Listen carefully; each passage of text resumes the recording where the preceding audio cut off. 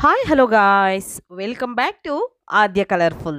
ನಾನು ಸುಮಾ. ಫ್ರೆಂಡ್ಸ್, ತುಂಬನೇ ಈಸಿಯಾಗಿ ಟೇಸ್ಟಿಯಾಗಿ ಮಾಡುವಂಥ ಒಂದು ಸ್ನ್ಯಾಕ್ಸ್ ರೆಸಿಪಿಯನ್ನು ನಿಮ್ಮ ಜೊತೆ ಶೇರ್ ಮಾಡ್ಕೊಳ್ತಾ ಇದ್ದೀನಿ. ಪಾಲಕ್ ಸೊಪ್ಪು, ಮೈದಾ, ರವೆ ಇಲ್ಲದೆ 10 ನಿಮಿಷದಲ್ಲಿ ಗರಿಗರಿಯಾದ ಚಕ್ಕಲಿ ತಯಾರಿಸಿ ತಿಂದರೆ ಮತ್ತೆ ಇದರ ರುಚಿನ ಮರೆಯೋದಿಲ್ಲ. ತುಂಬನೇ ಈಸಿಯಾಗಿ ಮಾಡ್ಕೊಳ್ಳುವಂಥ ಆರೋಗ್ಯಕರವಾದ ತುಂಬ ರುಚಿಯಾದ ಒಂದು ರೆಸಿಪಿ ಅಂತಲೇ ಹೇಳ್ಬೋದು. ಸೊ ಈ ಮೊದಲನೇದಾಗಿ ಈ ಒಂದು ಚಕ್ಲಿಯನ್ನು ತಯಾರಿಸೋದಕ್ಕೆ ಅರ್ಧ ಕಪ್ ಆಗೋಷ್ಟು ಕಡಲೆಯನ್ನು ತೊಗೊಂಡಿದ್ದೀನಿ. ಕಡಲೆನ ಒಂದು ಮಿಕ್ಸಿ ಜಾರ್ಗೆ ಹಾಕ್ಕೊಂಡು ಇದನ್ನು ಗ್ರೈಂಡ್ ಮಾಡ್ಕೊಂಬರೋಣ. ಪೌಡರ್ ಥರ ಆಗಬೇಕು ನಮಗೆ. ಅದಾದ ನಂತರ ಇಲ್ಲಿ ಒಂದು ತಟ್ಟೆಯಲ್ಲಿ ನಾನು ಆ, ಪುದೀನ ಸ್ವಲ್ಪ, ಹಾಗೆ ಹಸಿರು ಮೆಣಸಿನ್ಕಾಯಿ ಒಂದು 5, ಮತ್ತು ಕರಿಬೇವು, ಹಾಗೆ ಸ್ವಲ್ಪ ಕೊತ್ತಂಬರಿಯನ್ನು ತೊಗೊಂಡಿದ್ದೀನಿ. ಕರಿಬೇವು ಸೊಪ್ಪನ್ನು ಜಾಸ್ತಿನೇ ತೊಗೊಂಡಿದ್ದೀನಿ. ತುಂಬನೇ ಈಸಿಯಾಗಿ ಹೆಲ್ತಿಯಾಗಿ ಮಾಡ್ಕೊಳ್ಳುವಂತಹ ಒಂದು ಚಕ್ಕಲಿ ರೆಸಿಪಿಯನ್ನು ಇವತ್ತು ನಿಮ್ಮ ಜೊತೆ ಶೇರ್ ಮಾಡ್ಕೊಳ್ತಾ ಇದ್ದೀನಿ. ಇಷ್ಟನ್ನು ಕೂಡ ನಾವು ತೊಗೊಂಡಿರುವಂಥದ್ದು. ಸೊ ಇದನ್ನೆಲ್ಲ ವಾಶ್ ಮಾಡಿ ಒಂದು ಸೈಡ್ ತೆಗೆದಿಟ್ಕೊಳ್ಳೋಣ. ಅದಾದ ನಂತರ ಕಡಲೆಯನ್ನು ಈ ರೀತಿ ಪೌಡರ್ ಮಾಡಿ ನಾನು ತೊಗೊಂಡಿರೋವಂಥದ್ದು. ಸೊ ಇದನ್ನು ಈಗ ಒಂದು ಬೌಲಿಗೆ ಹಾಕ್ಕೊಳ್ಳೋಣ. ಫ್ರೆಂಡ್ಸ್, ನೀವ್ಯಾರಾದ್ರೂ ಫಸ್ಟ್ ಟೈಮ್ ನನ್ನ ಚಾನಲ್ಗೆ ವಿಸಿಟ್ ಮಾಡಿದರೆ ಪ್ಲೀಸ್ ನನ್ನ ಚಾನಲ್ನ ಸಬ್ಸ್ಕ್ರೈಬ್ ಮಾಡ್ಕೊಳ್ಳಿ, ಹಾಗೆ ಲೈಕ್ ಮಾಡಿ ಮತ್ತು ಹೆಚ್ಚೆಚ್ಚು ಶೇರ್ ಮಾಡಿ ಫ್ರೆಂಡ್ಸ್. ಈಗ ಅದೇ ಒಂದು ಮಿಕ್ಸಿ ಜಾರಿಗೆ ನಾವು ತಗೊಂಡಿರುವಂತಹ ಕರಿಬೇವನ್ನು ಕೂಡ ಸೇರಿಸ್ಕೊಳ್ತಾ ಇದ್ದೀನಿ. ಎಲ್ಲದನ್ನು ಕೂಡ ಇದಕ್ಕೆ ಹಾಕ್ಕೊಳ್ಳೋಣ. ಕರಿಬೇವು, ಕೊತ್ತಂಬರಿ ಸೊಪ್ಪು, ಹಾಗೆ ಪುದೀನ ಮತ್ತು ಹಸಿರು ಮೆಣಸಿನ್ಕಾಯಿ ಇಷ್ಟನ್ನು ಕೂಡ ಹಾಕ್ಕೊಂಡಿದ್ದೀನಿ. ಸೊ ಇದಕ್ಕೆ ಸ್ವಲ್ಪ ನೀರನ್ನು ಸೇರಿಸ್ಕೊಳ್ಳೋಣ. ನೀರನ್ನು ಹಾಕಿ ನಾವು ಇದನ್ನು ನುಣ್ಣಗೆ ಗ್ರೈಂಡ್ ಮಾಡ್ಕೊಂಬರ್ಬೇಕಾಗುತ್ತೆ. ಎಷ್ಟು ನುಣ್ಣಗೆ ಬರುತ್ತೋ ಅಷ್ಟು ಚೆನ್ನಾಗಿ ಬರುತ್ತೆ ಈ ಒಂದು ಚಕ್ಲಿ. ಅದಕ್ಕೋಸ್ಕರ ಸ್ವಲ್ಪ ನುಣ್ಣಗೆ ಇದನ್ನು ನೀರು ಹಾಕ್ಕೊಂಡು ನಾವು ಪೇಸ್ಟ್ ಥರ ಮಾಡ್ಕೊಂಡು ಬರಬೇಕಾಗತ್ತೆ. ಈಗ ಇದಾಗಿದೆ ನೋಡ್ಬೋದು ನೀವು, ಇಷ್ಟು ನುಣ್ಣಗಿದ್ರೆ ಸಾಕು. ಸೊ ಈಗ ಇದನ್ನು ಒಂದು ಸೈಡ್ ತೆಗೆದಿಟ್ಕೊಳ್ಳೋಣ. ಓಕೆ, ಈಗ ಇನ್ನೊಂದು ಬೌಲ್ ತಗೊಳ್ತೀನಿ. ಸೊ ಈ ಬೌಲಿಗೆ ನಾವಿವಾಗ 1 ಕಪ್ಪಿನ ಅಳತೆಯಲ್ಲಿ ಎಲ್ಲ ಇಂಗ್ರೀಡಿಯೆಂಟ್ಸ್ನು ಕೂಡ ತಗೊಳ್ಳಿ ಫ್ರೆಂಡ್ಸ್, ಪರ್ಫೆಕ್ಟಾಗಿ ಬರುತ್ತೆ. ಈಗ ಇದೇ ಕಪ್ಪಿನ ಅಳತೆಯಲ್ಲಿ 2 ಕಪ್ ಆಗೋಷ್ಟು ಅಕ್ಕಿ ಹಿಟ್ಟನ್ನು ಸೇರಿಸ್ಕೊಳ್ತಾ ಇದ್ದೀನಿ. 1 ಕಪ್ಪನ್ನು ಹಾಕ್ಕೊಂಡಿದ್ದೀನಿ, ಮತ್ತು ಇನ್ನೊಂದು ಕಪ್ಪು ಅಕ್ಕಿ ಹಿಟ್ಟನ್ನು ಕೂಡ ನಾನು ಸೇರಿಸ್ಕೊಳ್ತಾ ಇದ್ದೀನಿ. 2 ಕಪ್ಪು ಅಕ್ಕಿ ಹಿಟ್ಟು ಬೇಕಾಗುತ್ತೆ ನಮಗೆ. ತುಂಬನೇ ಈಸಿಯಾಗಿ ಮಾಡ್ಕೊಳ್ಳುವಂತಹ ಒಂದು ರುಚಿಯಾದ ಚಕ್ಕಲಿ ರೆಸಿಪಿ. ಸೊ ಯಾವುದೇ ಹಬ್ಬ ಹರಿದಿನಗಳಲ್ಲಿ ನೀವು ಮಾಡ್ಕೋಬೋದು, ಅಥವಾ ಸಂಜೆ ನಮಗೆ ಟೀ ಕಾಫಿ ಜೊತೆ ಏನಾದರೂ ಸ್ನ್ಯಾಕ್ಸ್ ಬೇಕು ಅಂದಾಗ ತಿನ್ನೋ ಅಂತಹ ಒಂದು ರೆಸಿಪಿ ಇದು. ಸೊ ಈಗ ಕಡಲೆ ಪೌಡರ್ ಮಾಡಿರೋವಂಥದ್ದು ಇದೆಯಲ್ಲ, ಆ ಪೌಡರ್ನು ಕೂಡ ಇದಕ್ಕೆ ನಾನು ಸೇರಿಸ್ಕೊಂಡಿದ್ದೀನಿ. ಅದಾದ ನಂತರ ಒಂದು ಸಲ ಇದನ್ನು ಮಿಕ್ಸ್ ಮಾಡಿಕೊಳ್ಳೋಣ ನೀಟಾಗಿ. ಎರಡೂ ಕೂಡ ಚೆನ್ನಾಗಿ ಮಿಕ್ಸ್ ಆಗಲಿ ಅನ್ನೋದಕ್ಕೋಸ್ಕರ ಈ ರೀತಿಯಾಗಿ ನಾನು ಮಿಕ್ಸ್ ಮಾಡ್ಕೊಂಡಿದ್ದೀನಿ. ಮಿಕ್ಸ್ ಆಗಿದೆ. ಸೊ ಈ ರೀತಿಯಾಗಿ ಮಿಕ್ಸ್ ಮಾಡಿಕೊಂಡು ಈಗ ಕೆಲವೊಂದು ಇಂಗ್ರೀಡಿಯೆಂಟ್ಸ್ನ ಆ್ಯಡ್ ಮಾಡ್ಕೊಳ್ಳೋಣ. ಒಂದೇ ಒಂದು ಪಿಂಚಷ್ಟು ಅರಶಿನವನ್ನು ಸೇರಿಸ್ಕೊಳ್ತಾ ಇದ್ದೀನಿ, ಸ್ವಲ್ಪನೇ ಸ್ವಲ್ಪ. ನಂತರ ಅಜ್ವೈನ್, ಒಂದು ಅರ್ಧ ಸ್ಪೂನ್ ಆಗೋಷ್ಟು ಅಜ್ವೈನು, ಬೇಕು ಅಂದರೆ ಜಾಸ್ತಿನೂ ಮಾಡ್ಕೋಬೋದು, ಅಥವಾ ಜೀರಿಗೆ ಹಾಕ್ಕೊಳ್ತೀವಿ ಅಂದರೆ ಜೀರಿಗೆ ರುಬ್ಬೋದಕ್ಕೆ ನೀವು ಜೀರಿಗೆಯನ್ನು ಹಾಕ್ಕೊಳ್ಬೋದು.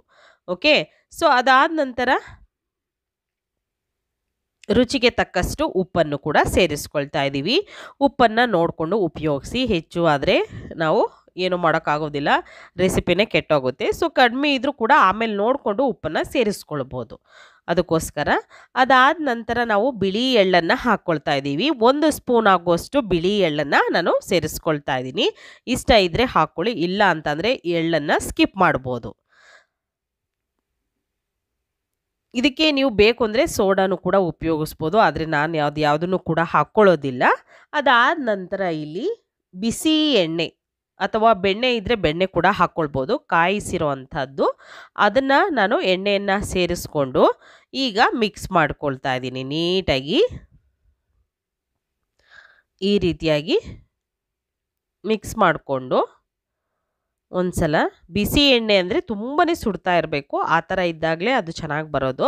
ಅದಕ್ಕೋಸ್ಕರ ಈಗ ಕೈಯಲ್ಲಿ ಈ ರೀತಿ ನಾವು ಮಿಕ್ಸ್ ಮಾಡಿಕೊಂಡು ಉಂಡೆಯನ್ನು ಕಟ್ಟಿದ್ರೆ ನಮಗೆ ಒಂದು ಉಂಡೆ ಬರಬೇಕು. ಆ ರೀತಿಯಾಗಿ ನಮಗೆ ಬರಬೇಕು ಈ ಒಂದು ರೆಸಿಪಿ.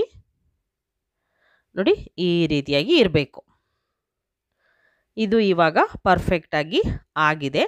ಸೊ ಈಗ ಇದಕ್ಕೆ ನಾವು ಈಗ ರುಬ್ಬಿರೋ ಅಂಥ ಮಿಶ್ರಣ ಇದೆಯಲ್ಲ, ಅದನ್ನು ಇದಕ್ಕೆ ಸೇರಿಸ್ಕೊಳ್ತಾ ಇದ್ದೀನಿ. ರುಬ್ಬಿರೋ ಅಂಥ ಮಿಶ್ರಣನ ನಾನು ಸೇರಿಸ್ಕೊಂಡು ಒಂದು ಸಲ ಮಿಕ್ಸ್ ಮಾಡ್ಕೊಳ್ತೀನಿ. ಫಸ್ಟಿಗೆ ಮಿಕ್ಸ್ ಮಾಡಿಕೊಂಡು ಸ್ವಲ್ಪ ನೀರನ್ನು ಹಾಕ್ಕೊಂಡು ಹಿಟ್ಟನ್ನು ಕಲಿಸ್ಕೋಬೇಕಾಗುತ್ತೆ.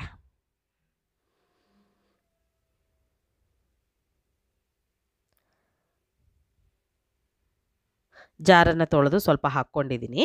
ಅದಾದ ನಂತರ ನೀರನ್ನು ಹಾಕ್ಕೊಂಡು ನಮಗೆ ಯಾವ ಹದಕ್ಕೆ ಬೇಕು ನೋಡಿ ಆ ಹದಕ್ಕೆ ನಾವು ಹಿಟ್ಟನ್ನು ಕಲಿಸ್ಕೊಳ್ಬೇಕಾಗತ್ತೆ. ತೀರಾ ಗಟ್ಟಿನೂ ಇರಬಾರ್ದು, ಹಾಗೆ ತೀರಾ ತೆಳ್ಳು ಕೂಡ ಹಿಟ್ಟು ಇರಬಾರ್ದು.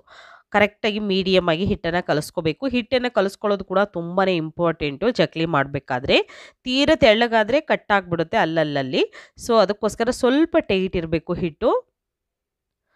ನೋಡಿ ಈಗ ಹಿಟ್ಟನ್ನು ಕಲಸಿದ್ದಾಗಿದೆ. ಈ ರೀತಿಯಾಗಿ ನಮಗೆ ಹಿಟ್ಟು ರೆಡಿ ಆಗಬೇಕು. ನೋಡ್ತಾ ಇದ್ದೀರಲ್ಲ, ಈ ರೀತಿಯಾಗಿ ಆಗಿದೆ. ಸೊ ಈ ರೀತಿ ಇದ್ದರೆ ಸಾಕು.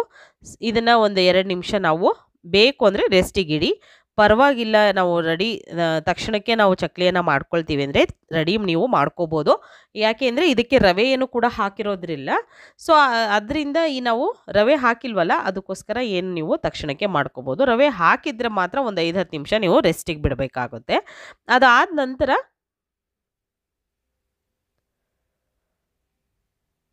ಈಗ ಒಂದು ಚಕ್ಲಿ ಒಳ್ಳು ತಗೊಳ್ತಾ ಇದ್ದೀನಿ. ಸೊ ಇದಕ್ಕೆ ಸ್ವಲ್ಪ ಎಣ್ಣೆಯನ್ನು ಹಚ್ಕೊಳ್ಳೋಣ. ಸೊ ನೋಡ್ಬೋದು, ಈಗ ಸ್ವಲ್ಪ ಸ್ಪ್ರೆಡ್ ಮಾಡ್ಕೊಳ್ತೀನಿ. ಒಳಗೆಲ್ಲ ಎಣ್ಣೆಯನ್ನು ಸ್ಪ್ರೆಡ್ ಮಾಡಿಬಿಟ್ಟು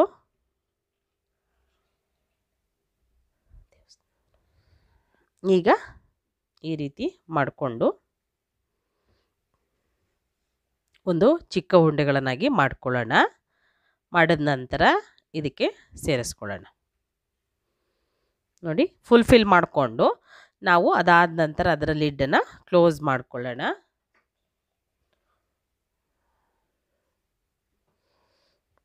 ಈಗ ನಾನು ಒಂದು ತಟ್ಟೆಗೆ ಹಾಕಿ ತೋರಿಸ್ತಾ ಇದ್ದೀನಿ.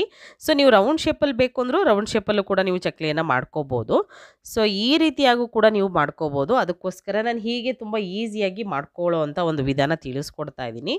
ಈಗ ಯಾರಿಗೆಲ್ಲ ನಮಗೆ ಚಕ್ಲಿ ಮಾಡೋಕ್ಕೆ ಬರೋದೇ ಇಲ್ಲ ಅಂತಾರಲ್ವಾ, ಅಂಥರೂ ಕೂಡ ಈ ರೀತಿಯಾಗಿ ಚಕ್ಲಿಯನ್ನು ಹಾಕ್ಕೊಳ್ಬೋದು. ಎಣ್ಣೆ ಈಗ ಕಾಯೋದಕ್ಕೆ ಆಲ್ರೆಡಿ ಇಟ್ಟಿದ್ದೆ, ಎಣ್ಣೆ ಕಾದಿದೆ. ಸೊ ಇವಾಗ ಚಕ್ಲಿಯನ್ನು ಹೀಗೆ ಒಂದೊಂದಾಗಿ ನಾವು ಹಾಕ್ಕೊಳ್ಳೋಣ.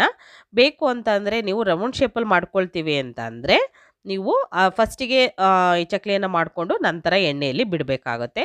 ಈ ರೀತಿಯಾಗಿ ಶೇಪೇ ಇಲ್ದಂಗೆ ಚಕ್ಲಿ ಹಾಕ್ಕೊಳ್ಳೋದಾದರೆ ನೀವು ಹೇಗೆ ಬೇಕಿದ್ರೂ ಎಣ್ಣೆಯಲ್ಲಿ ಹಾಗೆ ಡೀಪ್ ಫ್ರೈ ಮಾಡ್ಕೋಬೋದು.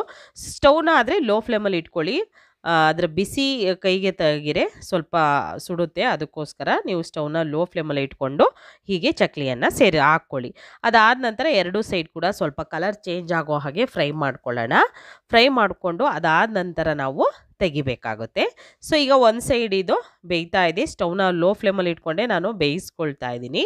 ಅದಾದ ನಂತರ ಇದನ್ನು ಟರ್ನ್ ಮಾಡಿ 2 ಸೈಡ್ ಕೂಡ ನಾವು ಚೆನ್ನಾಗಿ ಇದನ್ನು ಫ್ರೈ ಆಗೋ ಹಾಗೆ ಮಾಡ್ಕೋಬೇಕು. ಸೊ ಕಲರ್ ಕೂಡ ಚೇಂಜ್ ಆಗ್ತಾ ಬರುತ್ತೆ. ಗ್ರೀನ್ ಅಂದರೆ ಗ್ರೀನಾಗೇ ಇರೋದಿಲ್ಲ. ಪೂರ್ತಿ ಗ್ರೀನಾಗಿಯೇ ಕಾಣಬೇಕು ಅಂತಂದರೆ ಪಾಲಕ್ ಸೊಪ್ಪು ಜಾಸ್ತಿ ಉಪಯೋಗಿಸ್ಬೇಕಾಗುತ್ತೆ, ಇಲ್ಲ ಫುಡ್ ಕಲರ್ನ ಹಾಕ್ಕೊಳ್ಬೇಕಾಗುತ್ತೆ. ಸೊ ನಾನು ಫುಡ್ ಕಲರ್ ಯಾವುದನ್ನು ಕೂಡ ಆ್ಯಡ್ ಮಾಡಿಲ್ಲ. ಗ್ರೀನಾಗಿ ಬೇಕು ಅಂದರೆ ನೀವು ಫುಡ್ ಕಲರ್ನ ಹಾಕ್ಕೊಳ್ಳಿ. ಸೊ ಈಗ ಕಲರ್ ಎಲ್ಲ ಚೆನ್ನಾಗಿ ಚೇಂಜ್ ಆಗಿದೆ ನೋಡ್ಬೋದು. ಈ ರೀತಿಯಾಗಿ ಕಲರ್ ಚೇಂಜ್ ಆದಮೇಲೆ ಒಂದು ಟಿಶ್ಯೂ ಪೇಪರ್ ಮೇಲೆ ನಾವು ತೆಗೆದಿಟ್ಕೊಳ್ಳೋಣ. ಮತ್ತೊಂದು ಬ್ಯಾಚ್ ಚಕ್ಲಿಯನ್ನು ನಾನು ಹೀಗೆ ಇದನ್ನು ಸೇರಿಸ್ಕೊಳ್ತೀನಿ.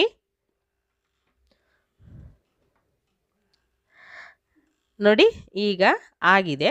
ಸೊ ಆಗಿರೋದನ್ನು ಒಂದು ಟಿಶ್ಯೂಗೆ ತೆಗೆದಿಟ್ಕೊಳ್ತಿದ್ದೀನಿ. ಆಗಿರೋವಂಥದ್ದನ್ನು ಒಂದು ಸೈಡ್ ಇಡೋಣ. ಮತ್ತು ಈಗ ಎಲ್ಲ ತೆಗೆದು ನಂತರ ಮತ್ತೆ ಚಕ್ಲಿಯನ್ನು ಹಾಕ್ಕೊಳ್ತಾ ಇದ್ದೀನಿ. ಹೀಗೆ ಒಂದೊಂದಾಗಿ ನಾವು ಹಾಕ್ಕೊಂಡು ಫ್ರೈ ಮಾಡಿಕೊಳ್ಳೋಣ.